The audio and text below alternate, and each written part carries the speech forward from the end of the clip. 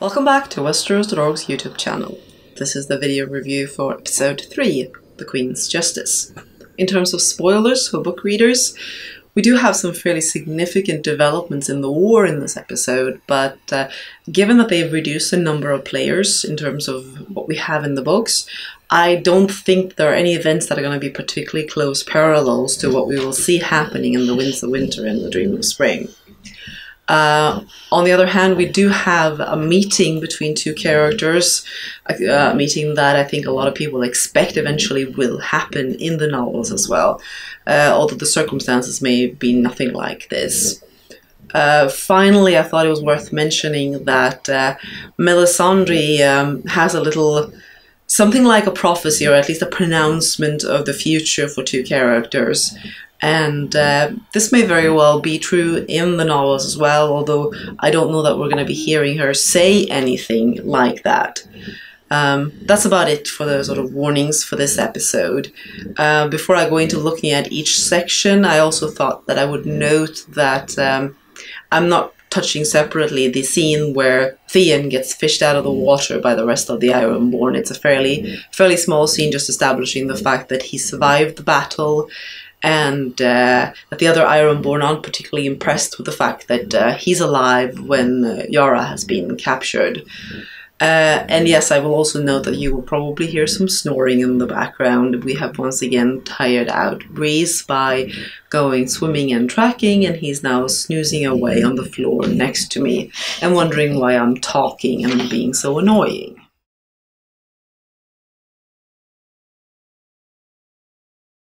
There's quite a lot of Dragonstone scenes in this episode, so this section will be fairly lengthy.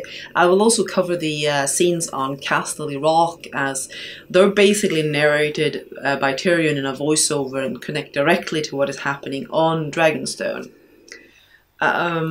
The first thing we see is Jon and Davos being welcomed by Missandei and Tyrion, and Davos strikes up a little conversation with Missandei, and when he finds out that she's from Naath, he says something about what a lovely place it is. Yes, that may be the case. He does not make any mention of the poisonous butterflies, or the butterfly plague rather, that will strike people if you stay there for more than a few hours, and also the fact that most people who visit Naath seem to be slavers, so the fact that he says that he's never gone there is probably a good thing, actually, given Missandei's past. Then we get a nice scene with some dragon action, the dragons dive bombing Jon and Davos a bit like seagulls, basically, when they're walking up this path up to the citadel on Dragonstone, and it's always nice to see how impressive they are, and we get to see them fly around quite a bit in this episode. After that, when they are moving up, we move to Varys and Melisandre, and this is a bit of a curious scene. I mean, the exchange itself is pretty good. I mean, he's questioning why she's not down there, and when she worked so hard to get Jon here to meet Dany. But the peculiar thing for me is when he tells her that, when she says that she has done whispering in the ears of kings, and he says that he doubts that because, you know, once common folk like us have tasted power, it's like a lion who's tasted man. All of a sudden, he's coming across as very sinister, and it made me wonder, at least, if they're decided to hint that, oh, there is more to Varys than I of the common people. Or if this is just him casting doubts on Melisandre. And then this is where she puts in this little prophecy or whatever it is about the fact that both she and Varys are supposed to die in Westeros. And that certainly doesn't seem very unlikely, to be honest. I don't think either of them is cut out for a long, happy life. The scene where Jon and Dany finally meet is quite a lengthy one. They obviously want to make the most of this meeting. There are predictably some problems with it. Not so much this time with Emilia's acting. I think that there's definitely been more problematic scenes where she's being regal Dany. But the way that they are having Dany come across is still... she's getting hung up on some weird things. and saying some rather peculiar things, like how she's trying to convince Jon that, you know, when the Starks and the Targaryens were allied after Aegon's conquest, that led to centuries of peace and prosperity, like nothing that the Seven Kingdoms had ever known before.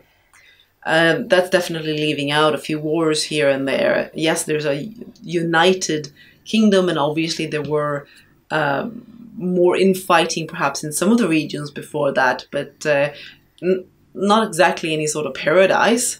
And she definitely has problems with figures of speech. They want her to get pissy about, where she says that Jon is refusing to call her queen, although he is calling her your grace, and how he's now calling her a child. It's a weird sort of stupidity, temperamental stupidity, that I just want her to have an opportunity to snarl a little bit. There could be better things to do that over. Then she gets into talking about her troubled past and all the things she's gone through to be here. She starts with the assassins that were supposedly sent after her by Robert, Jon's father's friend. But even on the show, they actually established in the first season that there were no assassins. It seemed pretty clear anyway that they'd established that there were no assassins sent until the one that is sent once she's married Drogo. Does she know about this? Well, Viserys was deluded and he thought that there were assassins, so she would probably be deluded for quite a while. It's a bit curious that there's nobody here to gainsay it, but fine.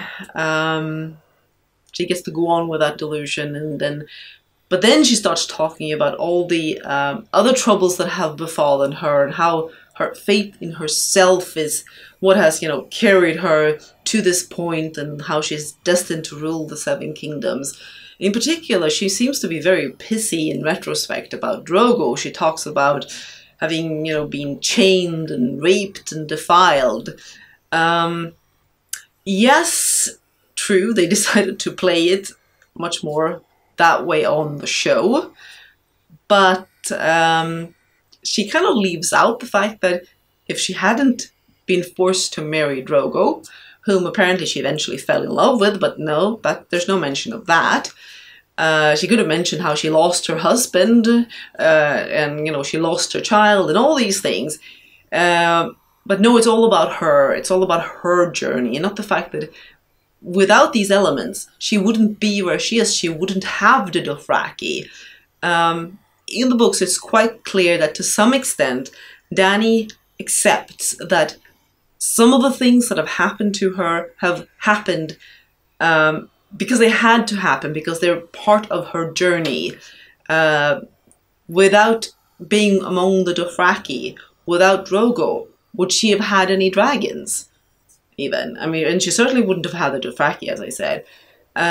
She has been guided along a path where she has believed that her destiny to rule the Seven Kingdoms means that she has to follow a particular path to get there. But here she's putting it all down to her strength of will somehow, and that is the only thing that matters. And it also allows them to basically have her be very skeptical of what Jon is saying.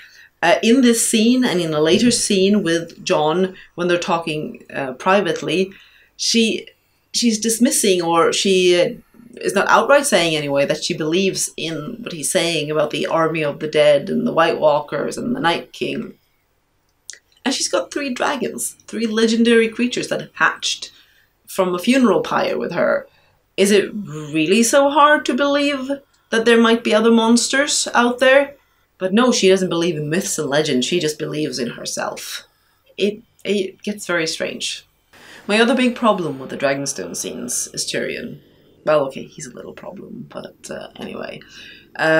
He's... well, first of all, we get a scene with him and Jon, where he's had the news of the attack on the fleet from Euron Greyjoy, and he's brooding over how Euron was able to do this, and well, what are they going to do now? And really, he should have been more concerned with how Euron was able to do this, and how he knew what was going to happen. But they're simplifying so much this season. They don't want to deal with anything like how somebody got news to how somebody found out about something. No, that's not happening unless they have some point to make with it.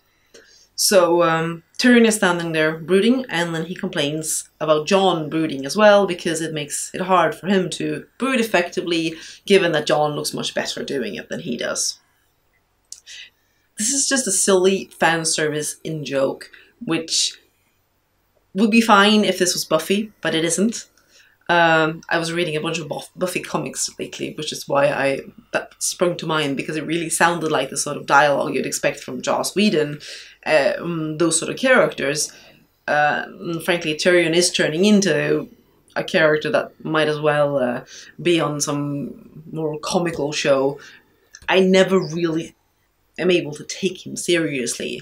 Yes, Tyrion is funny in the books as well, but somehow there is no weight to it any longer. Dinklage is not having any sort of weight behind it, so it just comes off as light and jokey and snarky and not right. Speaking of the fleet, Dany wants to go off and destroy it with her dragons, which sounds like a fabulous idea, actually. But no, it's too dangerous for her to do that. I have some suggestions for that, which maybe Dany and her counselors should consider. First of all, if Dany's taking all 3 dragons, she could just hang back on Drogon and let Viserion and Rhaegal do the burninating. That would work perfectly fine. She doesn't have to get within range of those arrows. Secondly, she could just wear some armor. You know, some kind of harness and armor would be a nice idea for a dragon rider. But no, she has to be unprotected when she's flying, not even a helmet or anything. So yeah, then it could be pretty dangerous, I guess. Back to Tyrion and the assault on Casterly Rock. So we have this voiceover where he's talking about Casterly Rock as the Unsullied approach, and how, you know, it's very difficult to get in there. And then he starts saying some really, really stupid things about the past of House Lannister and Casterly Rock. First of all, Tywin apparently raised House Lannister up from ruin. I thought it was just sort of, they kind of lost some respect over the fact that Tytos wasn't a very good leader. Not that they had fallen from, you know, being a great house to being a minor lordly house or something like that. But no, Tywin recreated them. Tywin also built Casterly Rock as we know it. Yeah, I'm not sure strictly what that is supposed to mean. I'm pretty sure he didn't make the rock, because that's a huge cliff, and I think that geological processes might have had something to do with that. And I'm pretty sure the Lannisters have been there for a while. You know, Lan the Clever and the whole thing, but no. I guess they just had a little hovel on top of the rock and he built the castle. And Tyrion was not only put in charge of the sanitation and sewers at Casterly Rock, he actually built them. So previously they were crapping out the window or something like that, because they didn't have anything like that until Tyrion built the sewers and then went and built some extra entrances and a little special room for his horse. Can we stop appropriating plot points from other parts of the story? This sounds an awful lot like that secret passage to the Hand's quarters in King's Landing. Announced that it ended up on Casterly Rock. So, yeah, didn't really feel a lot of enthusiasm for all of those scenes. It's nice to see the dragons. I think Jon did pretty well on the whole. Kit did pretty well with his role, but he has a fairly simple, straightforward thing to do. And Tyrion, I really wish he'd be a little dragon snack sometime soon, but I suppose that isn't likely to happen.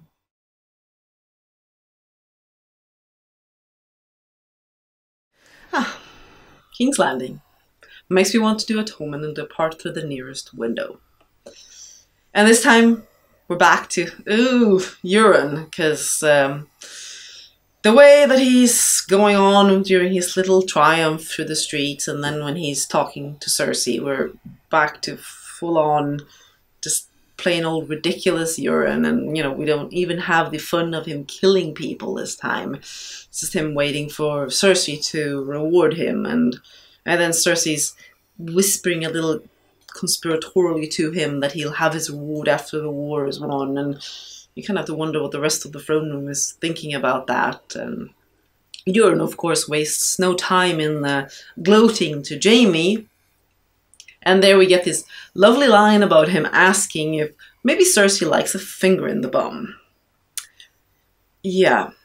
Actually, I think Euron would probably say arse unless he was trying to be polite or something. But it's bizarre. And yes, I get that they want to have some sort of tension with him and Jaime, and there'll probably be a fight at some point. So, Jaime killing Euron is probably not too unlikely, actually. But still, it's not working, and Euron is quite a fool and much more of a clown, and there's nothing scary about him. Cersei works on her scariness in the dungeon with Ellaria and Tyene. She really needs to get a mustache for her mustache twirling villain scenes. I think that would help a lot, actually, and would really add something to the performance. But hey, at least we get rid of bad pussy. That's a big yay. And hopefully nobody will ever be letting Ellaria out of that dungeon. That would be really sad. She can stay there for the rest of the show as far as I'm concerned. And then after that, apparently Cersei gets very frisky and decides to go and molest Jaime some, and also afterwards, in the morning after, announced to basically everyone that she and Jaime are sleeping together openly, because she lets her servant come in and see that he's naked in her bed. And speaking of that servant, I noticed her hairstyle. Very interesting to see that the explanation for why Euron has managed to build a whole fleet out of that one tree on the Iron Isles, whereas Cersei's hair hasn't grown at all in the same time span, seems to be that Cersei has decided on a new fashion, and it has spread to the rest of the court, which is probably good for the budget, because they don't have to spend more money on wigs. They can put it into dragons instead. And the final bit in King's Landing is Cersei meeting with the Tycho Nestorius from the Iron Bank. There's a lot that can be said about this conversation, but the most important points would be that Cersei tries to pass off the explosion at the Sept as a tragic accident. Tycho isn't buying that one, so I guess it's mostly for show, basically. But then she gets on to talking about who would they rather bet on, her or Dany. And the reason that they shouldn't bet on Dany is that revolutionaries are bad for business, for bankers. And she wonders if the investments in the slave trade haven't taken a turn downward since Dany freed all those slaves. Yeah, I'm sure that the Iron Bank is really interested in having a lot of things invested in the slave trade. Especially they have Tycho looking, yeah, we've definitely lost some on the slave trade lately. Braavos is just a wee bit anti-slavery, and the Iron Bank kind of seems to be part of that whole agreement. That they, came out of Valyria as slaves and decided to set up basically a haven for those who had fled Valyria. But now the Iron Bank is apparently a big investor in the slave trade, and as such it's bad to have disruptions via Daenerys and her dragons.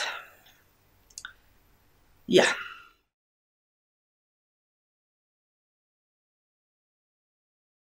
In Winterfell, Sansa is showing that she can be a ruling lady by making helpful suggestions. These include suggesting that they put leather on the breastplates to protect against the cold. I think it might have been just as useful to suggest that they put nipples on the breastplates, because I understand what they're trying to do here. They want to show her be competent, but there's a certain incompetence involved in writing something like that, because as far as I can tell, the idea of leather on breastplates to protect against cold is bizarre. You'd wear things over or under your armor. you wouldn't put leather, that it makes it more difficult to maintain, and leather doesn't do that well in cold either. It'll start cracking and things. Also, Sansa, I think that, Cersei is evil. We know that. But giving her credit for killing your mother, your father, and your brother, that's really taking away from what the other Lannisters accomplished with their lives. Yes, you're trying to just illustrate that you know how horrible Cersei is, but trust us, we know. And then Littlefinger's weird little speech to Sansa. I guess he's trying to illustrate how to be prepared, how to be a mastermind, and how to manage everything the way he does. It's just too bad that he really hasn't shown himself to be much of a mastermind. Pushing Lysa out the moon door and then, oops, I don't have a plan for how to deal with this. He should have seen that one coming, according to himself. But no, so yeah, I'm not sure how much Sansa should be listening to her whispering lurker who tells her things in an excessively strange voice. I did like the scene when Bran arrives. I really like how Bran is coming off this season. I don't think he should be moving around. I firmly believe that he will be stuck in the weirwood. But they're playing him with a distance and a disconnect from real life that fits the way he might be interacting with people from a distance if he was still in the weirwood.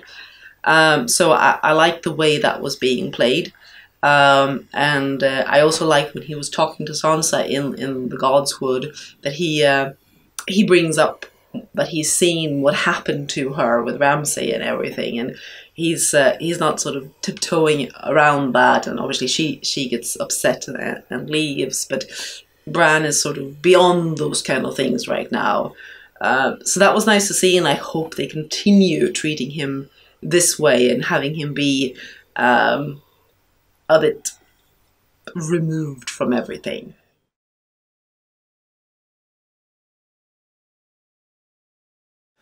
Oh, the Citadel, and look, Jorah's all fixed up. The Maester can somehow tell that the infection is no longer active, so he's just free to waltz off. That's very, very convenient. Also, a little dictionary lookup here. Basically, the upper layer was debrided, aka exfoliated, and then the lower layer was treated with an unguent, like a cream. Basically, Jorah went to Sam's spa and got his grayscale fixed. That is pretty amazing. And then Sam gets a little bit of a talking to for doing something really dangerous that could have killed, the whole of the Citadel and Old Town and everything if he started a big grayscale infection. He's told that it is not a reward. The reward is that he's not being kicked out, not that he's getting to transcribe these old scrolls. Although, frankly, this is the closest thing to doing some studying that we've seen Sam do in the Citadel so far, because from what we've been able to tell in previous episodes, tuition there seems to consist of emptying bedpans, which I'm not sure that is absolutely integral to becoming a maester. But yeah, I'm sure we will unfortunately see more of Sam and the Citadel before we're done, very unfortunately.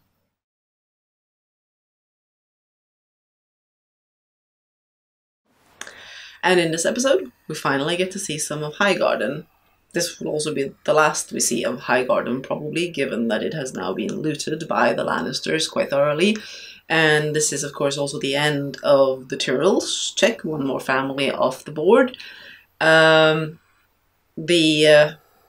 weirdness is when Jaime and Olenna are having their little talk prior to her immediate demise. When Jaime says that, he managed to trick Dany and Tyrion to attack Casterly Rock, whereas, he's taken his men here instead. And now the Unsullied are stuck there and their fleet have been burned. They're going to have to march all across Westeros. Well, that shouldn't be a problem. They should be there the next day, really. I mean, look at the way people are traveling. So I'm not sure what he thinks he has won by getting them stuck in Casterly Rock. They'll be arriving as fast as, Raven can flap over or something like that. It's a nice touch to have Olenna at the end confess that when she's taking the poison, she confesses that she's the one who poisoned Joffrey, and she wants Cersei to know. It's not so nice that throughout most of the rest of the conversation, the travesty that is Jaime is sort of front and center when Olenna basically realizes that, oh, you really love her, don't you, you poor fool? And he's like, yeah, well, she'll be the end of you. Well, maybe so. And he's just like, yay, Cersei, love her. She's good in bed too. This really, I mean, I can't even say, do we put this storyline out of its mystery? Well, I presume that at some point they're going to have it maybe happen towards the very end or something, because I still think they're gonna stick with the idea of the Valonqar being Jaime, but they basically, it doesn't seem like they want any sort of split between them up until right before that or something. It's distressing how long they've been pushing this, and what an absolutely worthless character that it has turned Jaime into.